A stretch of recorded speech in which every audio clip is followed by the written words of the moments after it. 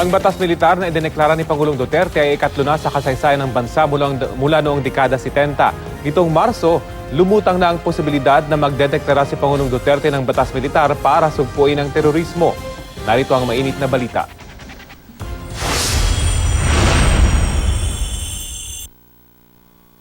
Sa ilalim ng saligang batas, maaaring ideklara ng sinumang Pangulo ang martial law kung nakakaranas ang bansa ng matinding banta sa seguridad na may kinalaman sa lawless violence, invasion o rebellion.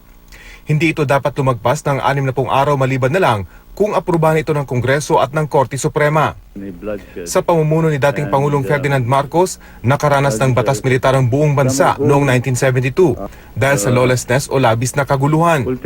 Ang batas militar na ito ang nagudyok sa EDSA Revolution of People Power noong 1986. Matapos ang mahabang panahon, nasundan ito nang magdeklara rin si dating Pangulong Gloria Macapagal Arroyo ng martial law sa lalawigan ng Maguindanao matapos ang madugong Maguindanao Massacre na kumitil sa buhay ng 58 katao, kabilang ang 32 mamamahayag.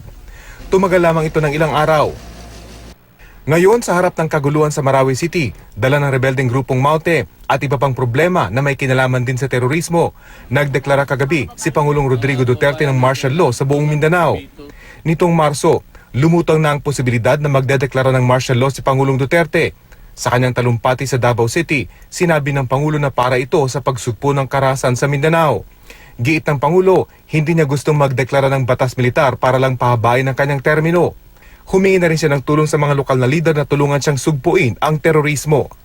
I now face the enormity of the problem of dealing with this violence that's almost unstoppable.